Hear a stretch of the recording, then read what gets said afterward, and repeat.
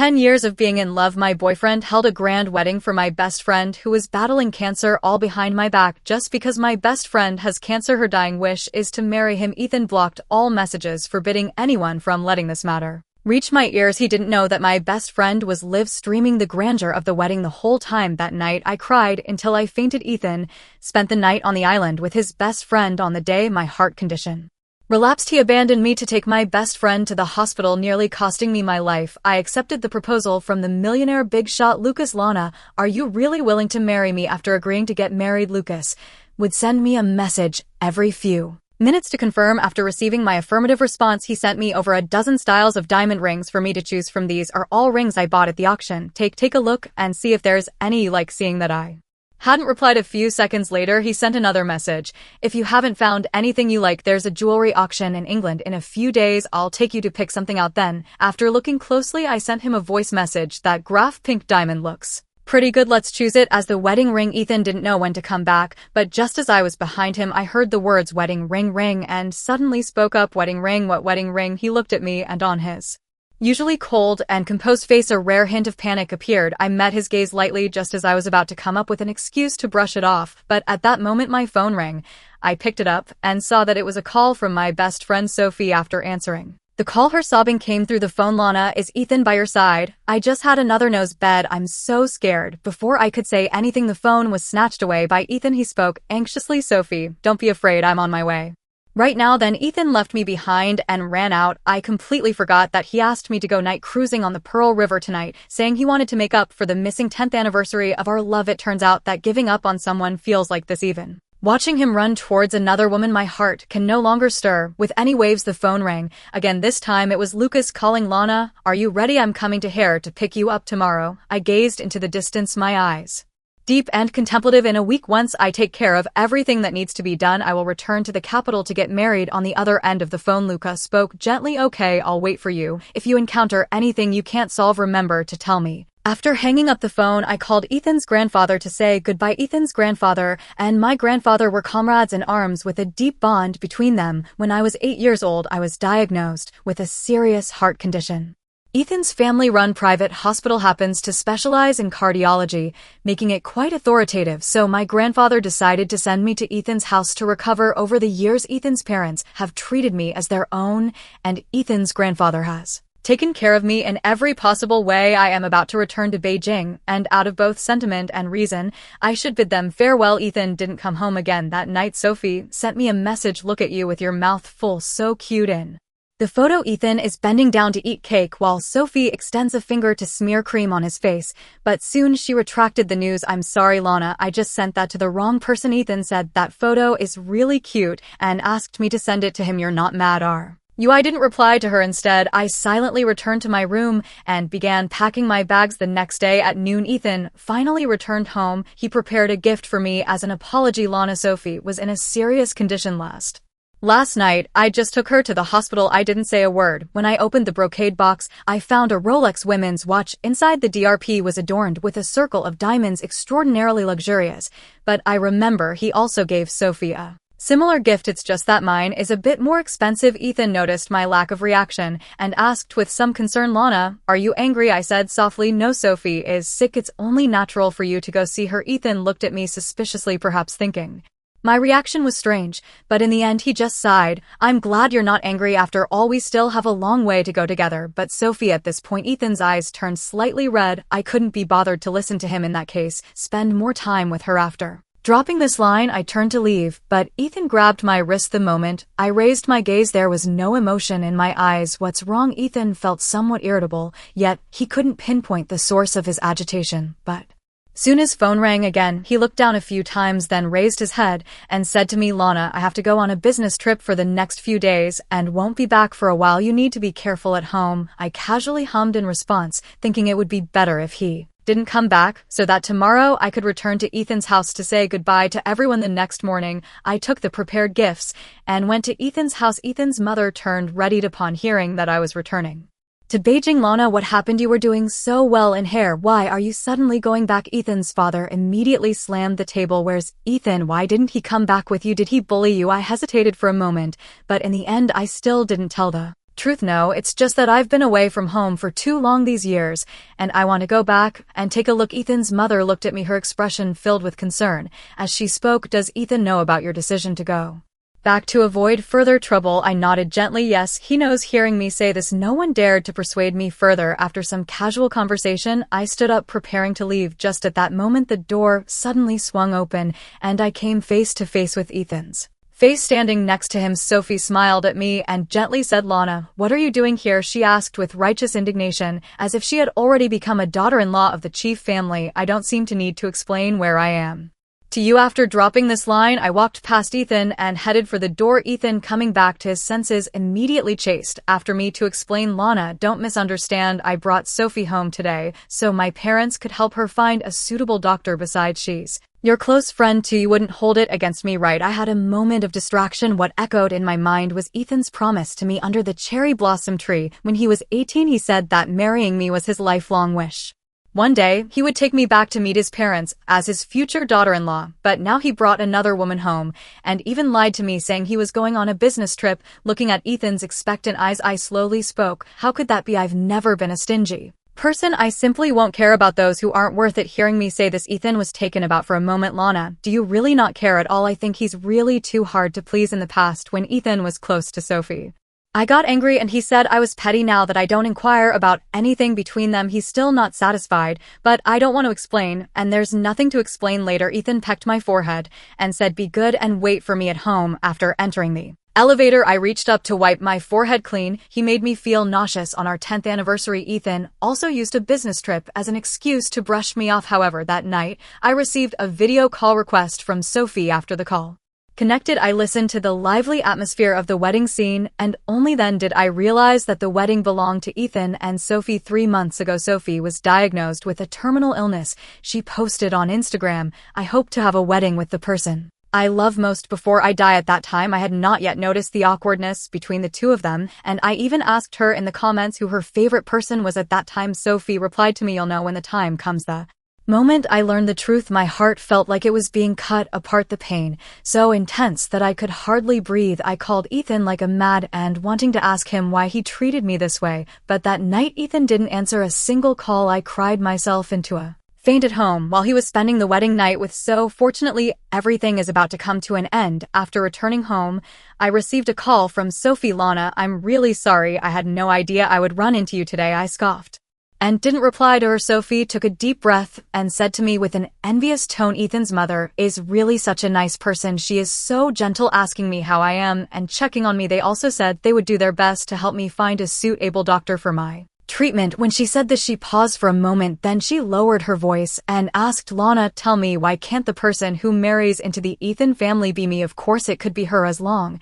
as she has the ability. Then I wish you both 100 years of harmony in advance." Then I hung up the phone, wanting to block her directly. That way, she wouldn't pop up in front of me from time to time to show off her presence. At that moment, I accidentally clicked into Sophie's Instagram and discovered that she had actually stolen my design drafts to enter a competition. I was so angry that my hands trembled a little because that drawing was a birthday gift I had given to Ethan. I didn't expect that he would hide it from me and send the draft to Sophie. I stroked my racing heart, trying my best to calm myself down, and then took out my copyright registration certificate to report Sophie's work as plagiarized on the competition website. After all this, my friend Chloe, who co-runs the studio with me, also called. "Lana, what happened? Why the sudden withdrawal of funds?" Chloe is a mutual friend of Sophie and me, but she had always had a poor relationship with Sophie before, so I told her everything over the phone, including, of course, that I was about to get married. Chloe was furious. After hearing this Sophie is just too shameless, relying on her illness to casually steal other people's men. Who knows if she's just pretending? It's driving me crazy. I have to call her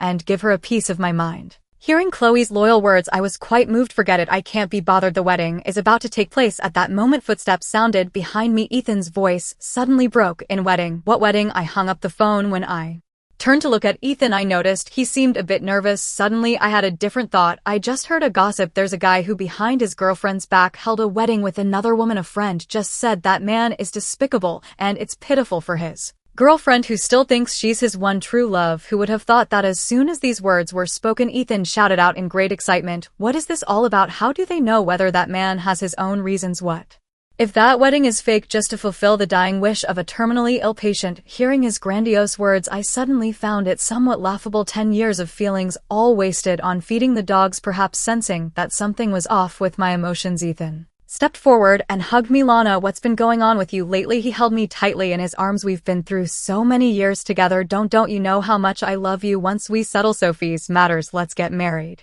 Okay, as he spoke, his hand slowly slipped inside my shirt, but I turned my head away, pressing down on his restless hand. Sorry, I don't have any feelings. Ethan's deep-set eyes gazed at me for a long time, yet he couldn't discern anything from me. In the end, he reluctantly let go of me and dropped a line. I'm going to sleep in the study. That night, I had just fallen asleep when I heard Ethan hurriedly leaving the house. I turned over and continued to sleep, but the next morning, as soon as I opened the door, I saw Ethan sitting in the living room. I raised my eyebrows slightly. So early? Ethan didn't give me a good look. Instead, he confronted me head-on. Why do you have to report Sophie for plagiarism? Do you have any idea how much of an impact this will have on her? I smiled, my expression frozen on my face. May I ask, was that design draft done by Sophie herself? Did she not plagiarize? Ethan was shocked to hear this. Lana, how did you become like this? Where did the kind you go? You have everything.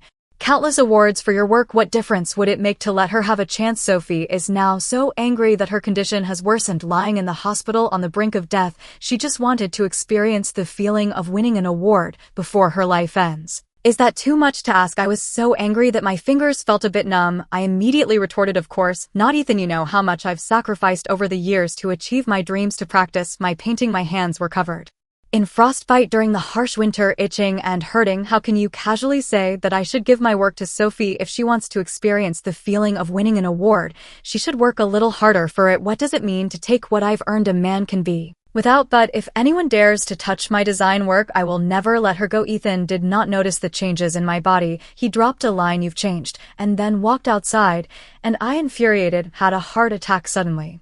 Collapsing to the ground, pleading in agony, "Ethan, save me," but he never looked back, even once. After waking up, I found myself lying in the hospital. Lucas held me tightly in his arms. Lana, we're going back to Beijing this time. I slowly closed my eyes and said, okay. It turns out that a person can truly burn all their hopes to ashes in a single moment. Ethan only discovered my sudden departure on the third day. He called me frantically, and I found it annoying, so I just blocked him. Why do you care so much about Sophie yet still keep me hanging? I curled up in the Italian handcrafted sofa, watching Lucas have a high-end custom wedding dress delivered. Feeling dazzled, he gently wrapped his arm around my shoulder and asked softly, "Which style do you like?" I carefully selected and finally settled on a strapless mermaid tulle dress. "This one will do. I think it looks quite nice." Lucas affectionately ruffled my hair and said, "All right then, let's go with this one." After choosing the wedding dress, he went to discuss the specific details of the wedding day with the wedding planning company. In the past few days, Chloe told me that Ethan went completely mad after he found out I was missing. He inquired everywhere about my whereabouts,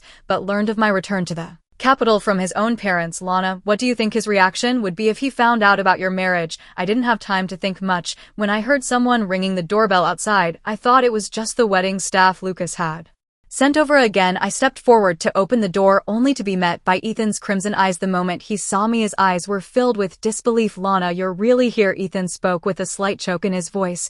"Why did you leave without saying a word? You must have done it on purpose to upset me, right? Come back with me, and we'll get married right away." Seeing Ethan pulling me, Lucas rushed over. "Ethan, please stay away from my wife." Ethan stumbled slightly, his voice trembling. "What did you just say?" Lucas stood tall in front of me, blocking Ethan's burning gaze. Ethan, however, did not believe it. "Lana, stop joking. After 10 years of our relationship, how could you just say it's over? Were all the promises we made over the years just lies? I really don't want to get entangled with him any longer, so I immediately threw out my marriage certificate with Lucas for him to see. "Ethan, I'm not lying to you. I really got married." He was somewhat taken aback, his shoulders drooping in deep hurt. Why? Seeing Ethan about to rush forward, Lucas stepped up directly to block him. Immediately, with a cold face, he scolded, "How can you still ask? Lana, why don't you have any idea what you've been doing these days?" Saying this, Lucas pulled out a pile of photos from somewhere and threw them on the ground. "You keep saying you love Lana, yet you secretly marry another woman. Is this what you call love?" In the photos, Sophie smiles with pure happiness, while Ethan looks like a knight protecting his princess. Such a warm and harmonious scene pierced my eyes. Ethan explained in a panic, "Lana, it's not what you think. Sophie and I are in a fake marriage, just like playing house. I'm just fulfilling a wish of hers before she passes." A tear slipped from the corner of my eye. Lucas quickly reached out, and gently wiped it away from me. I stepped forward and looked at Ethan calmly. The wedding with her is fake, so what about all your affection for her? Is that also fake? Ethan wearily closed his eyes. Sophie is also your good friend. I was just putting on a show for her. I thought you wouldn't mind. I find it utterly sarcastic. Ethan, do you really believe what you just said? That day you rushed out without hesitation. Did you ever think that I might get so angry I could have a heart attack and almost die at home? Ethan's body trembled, and he suddenly looked up. Lana, what did you say? I'm tired, and don't want to say much to him. Ethan, we're done. Ethan's face was terrifyingly dark. His gaze fell on me, shifting from guilt to resentment in just 3 seconds. Immediately he let out a cold laugh and spoke slowly. It doesn't matter. Even if you're married, it doesn't matter. Even if I have to tie you up, I will take you to the Civil Affairs Bureau to get a divorce from him. After saying that, he pulled out a blank check from his pocket and tossed it onto Lucas. Pretty boy, have you heard of the Chief family and hair? Fill in the amount on the check yourself and divorce my wife. Otherwise, you'll find out what happens when you cross me. I was so angered by Ethan's rude behavior that I wanted to confront him, but Lucas stopped me. Lucas didn't care. Instead, he smiled faintly. Ethan, is this how you win back your lover? It's really not impressive. This struck Ethan like a dagger, and he erupted in anger. What the hell do you care? Do you have any idea that Lana and I have been childhood sweethearts? We've shared a whole decade together. Do you really think you stand a chance of stealing her from me? As long as I take her back and spend every day with her, she will definitely come back to me. Suddenly, Ethan raised his fist towards Lucas. I exclaimed, Ethan, you're crazy. But before that fist could land, it was blocked by Lucas. With one hand tying a back up, Lucas's cold face was tinged with anger. What do you take her for? Is she just something you can summon and dismiss at will? Ethan has been working out for years, and his body is covered in muscle, but now he was subdued by Lucas like a little chick with no power to resist. Immediately, Lucas let out a cold laugh, and the bodyguards in the room responded at once. He directly took the rope and tied Ethan up tightly. Ethan's veins bulged with anger. Bastard, do you know who I am? How dare you treat me like this? After adjusting his cuffs, Luca spoke slowly. You are from the High City Chief family. Why don't you go back and ask the old master of the Chief family if he has ever heard of the L family in the capital? Dropping this line, he raised his hand, and Ethan was carried out by a group of bodyguards, completely ignoring Ethan's increasingly shocked expression. The Haircha lives in medical real estate. The L family's enterprises in Kaijing City are spread across the country, their wealth far surpassing that of the Chief family. After doing all this, Lucas turned to me and explained, Lana, don't get me wrong, I don't usually act like this. Looking at his serious yet slightly nervous expression, I smiled gently. I think your approach is quite good. Otherwise, with Ethan's character, he would never give up easily. I am already tired of this endless entanglement. That evening, Lucas organized a dinner for our two families' elders to finalize the details of the wedding. This is also the first time I met Lucas's mother. During the waiting process, I felt a bit nervous, my palms sweating. Lucas held my hand tightly under the table and whispered reassuringly, Lana, don't be afraid, my parents really like you. After both sets of parents arrived, the atmosphere was relatively harmonious. When Lucas's mother saw me for the first time, she couldn't stop smiling and even took out a brocade box to hand to me. Lana, I've always heard Lucas talk about you, and today I finally get to meet the real you. You're even more beautiful than I imagined. Hearing this, I was taken aback for a moment. I met Lucas at an art exhibition. At that time, he was the exhibitor, and I was the curator. We hit it off immediately, chatting happily, and it was only 2 months from our first meeting to deciding to get married. Well, he often mentioned me and of his family. Seeing me in a daze, Lucas reminded me, open the brocade box and take a look. I guess it might be a gift for meeting, either a watch or a bag. When the brocade box was opened, my mother sitting next to me gasped, this isn't it, the ancestral jade bracelet of the Lucas family? In the brocade box there lies a king's green ice jade bracelet. Previously, a financial journalist interviewed the Lucas family and mentioned this ancestral jade bracelet, which is said to be worth 9 figures. I was taken aback and hurriedly handed the brocade box back. This is too precious. Lucas's mother picked up the jade bracelet and directly helped me put it on my wrist, a gift for my future daughter-in-law, no matter the cost. It's not too precious. After saying that, she gently placed her hand on the back of mine. Because you deserve it. That day, when I followed my parents home, I unexpectedly saw Ethan's father and mother at our house. My mom sighed at that time. Your grandfather insisted on sending you to Hare, and the Ethan family repeatedly promised to take good care of you. We all thought that you and Ethan would be together in the end. We don't know what happened between you and Ethan, but you have received favors from Ethan's family over the years, so it wouldn't be right to turn him away. I also found it reasonable after hearing that, so I said to my mom, don't worry, I will handle this matter. Well, I personally brought 2 cups of tea into the study. When Ethan's mother saw me for the first time, her eyes turned red. Lana, I heard you returned to the capital to get married. I sigh, uncle, and I won't hide it from you any longer. Ethan and I are done. Uncle Chief furrowed his brows in anger. Has this little brat done something to wrong you? Just watch me beat him to death. I remained silent,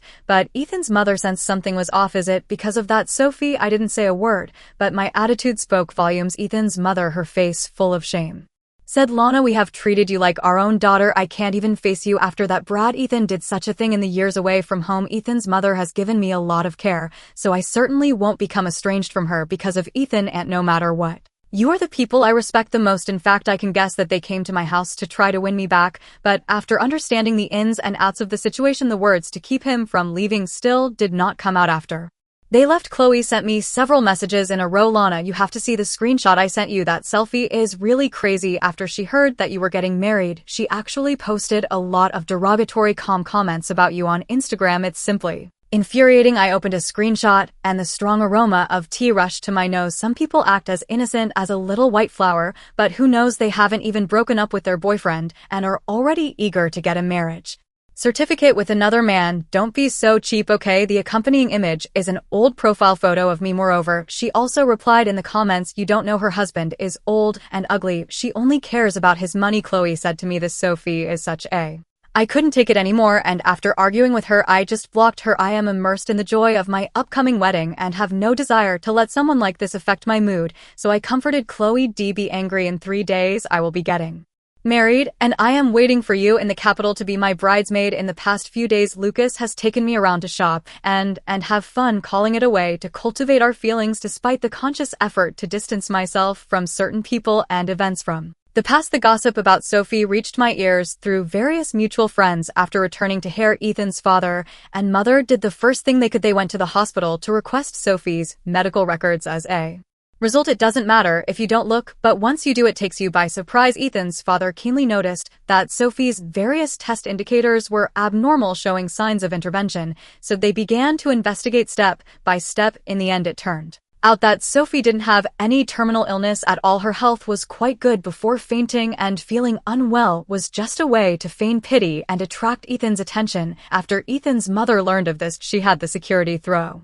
her and her belongings out of the hospital. Sophie cried out in fear, desperately clutching the hospital door frame and refusing to leave. Aunt, please, don't kick me out. Don't send me away. If Ethan finds out, he will definitely argue with you. Ethan's mother was furious, raising her hand and slapping her. How dare you mention Ethan? Get out of here right now. Keeping you in the hospital is a waste of medical resources. After being kicked out, Sophie squatted in the hospital crying and calling Ethan. 5 minutes later, Ethan arrived at the hospital. At first, Sophie thought the other person had come to back her up and was considering telling him about her grievances. Who knows? Ethan's face darkened as he directly reached out and tugged her hair back. What did you just say? You're not sick? You've been pretending to be ill to deceive me. Sophie was so scared that she didn't dare to cry out loud. She could only move her lips, pleading desperately, Ethan, I do this all because I love you so much, and don't you like me a lot too? You said Lana is too outstanding, and when you're with her you feel pressured. It's different when you're with me. You can be more relaxed and happier. But before she could finish her sentence, Ethan threw her onto the floor. Who do you think you are? You want to compare yourself to Lana? 10 of you wouldn't even measure up to one of her fingers. But when Sophie heard these words, a sorrowful smile appeared on her face. Ethan, why won't you admit that you've already fallen in love with me? If you don't like me, why do you pay so much attention to me, taking care of me from time to time, and even standing up for me against those who bully me? Ethan looked at her with a blank expression and cruelly spoke the truth. I take care of you because Lana told me that you are her good friend. I'm helping you just to put Lana's mind at ease. If it weren't for the fact that you're Lana's best friend, do you think I would even spare you a glance? Hearing this, Sophie shook her head in disbelief. She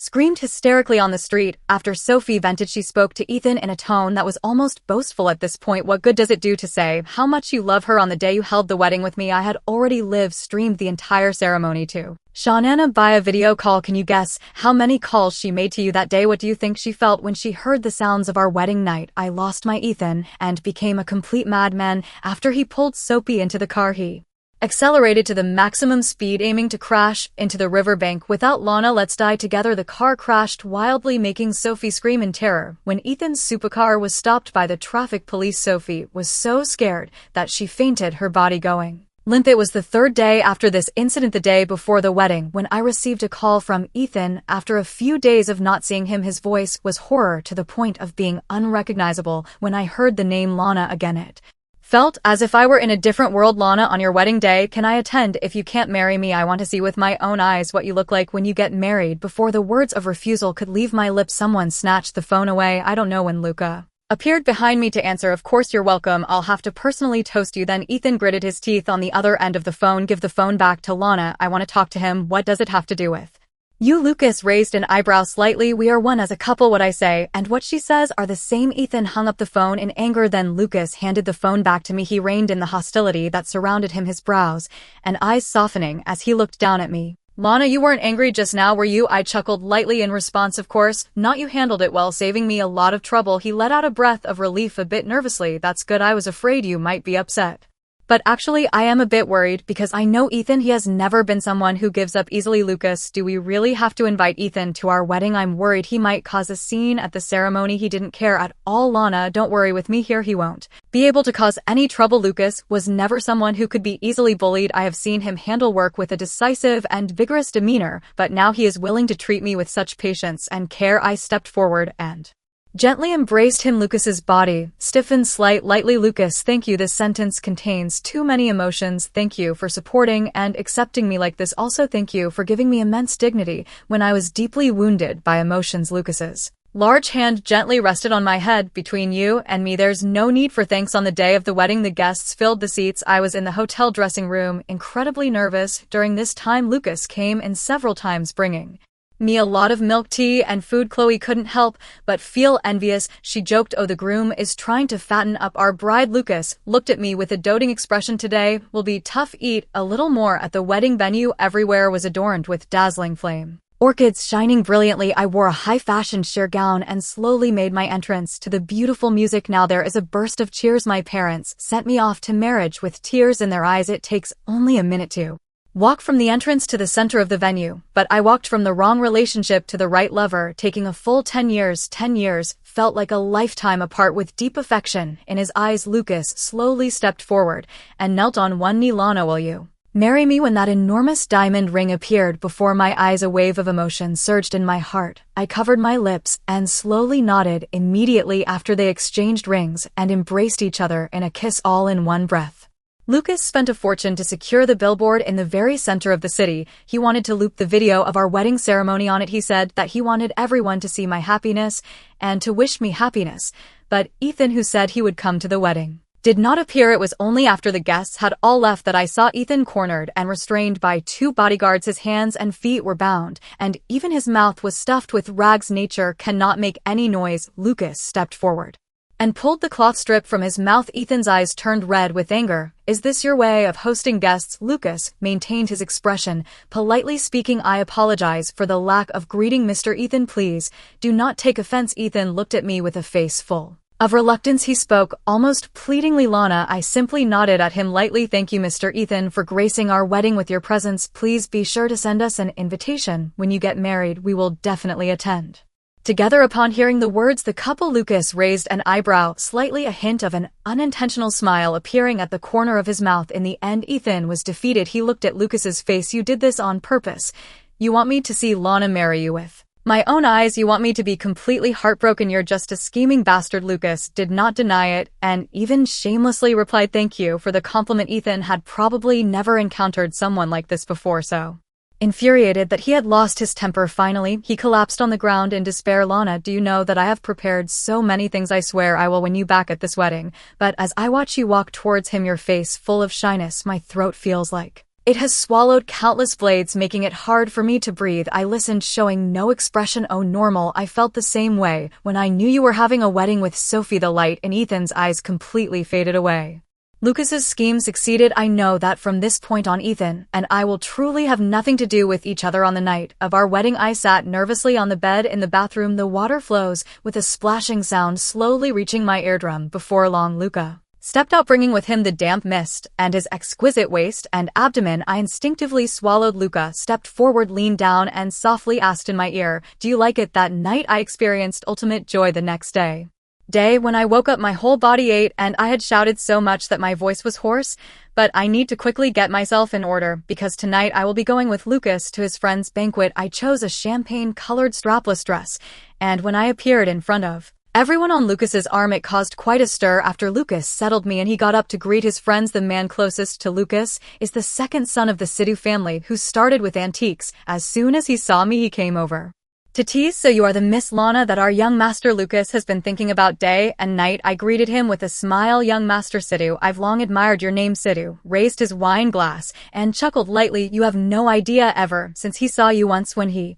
was a child, he would occasionally bring you up in front of us guys. Later, when you became a painter, he quietly supported you with a huge sum to hold your art exhibition, and then he bought all your paintings." One could say he was utterly infatuated. Not just that, young Master Lucas even opened a branch office in Hire just for you. Hearing them say this, the doubts I had before seemed to be explained. Why was Lucas able to rush over and take me for treatment right after I had a heart attack at home? It turns out that my fate with him was already established in childhood. Lucas came back and asked me, "What are you thinking about? You look so focused." I turned my head and smiled at him. "I was just thinking, how did I get to know you when we were kids? I don't have any memory of it at all." Lucas gently wrapped his arm around my waist mysteriously. He said, many years ago there was a crybaby who always ran alone to cry under the cherry blossom tree. I was practicing the piano upstairs at that time, and I got annoyed by the noise, so I thought I would go downstairs to see who could cry for so long. I didn't expect to run into you." As soon as he said that, I instantly remembered you're the big brother who comforted me. I used to be isolated by my friends due to my health issues, so I would go cry under a cherry blossom tree. I didn't expect to meet such a kind big brother. He will listen to me talk about my worries, and I will bring him delicious pastries and fresh flowers. We once had a wonderful time. Oh my, after so many years, Lucas has grown to be so stunningly attractive. After seeing the surprised expression on my face, Lucas gently ruffled my hair. "I watched you at the beginning, not getting used to the sea city, but gradually becoming happy, even ending up with Ethan. At that time, I was extremely upset, yet I thought as long as you were happy, everything would be fine. But later I realized that you were not happy by his side. Still, I wanted you to be happy, so I silently supported your career and helped you overcome all obstacles." Speaking of which, Lucas led out a bitter laugh. "But human desires are infinitely magnified, and in the end, seeing Ethan not cherish you like he should, I want to keep you by my side. Let me love you properly." My heart trembles slightly. After Ethan returned to the city, he fell into a state of despair day and night, hardly caring about business matters. Old Master Ethan, furious, picked up his cane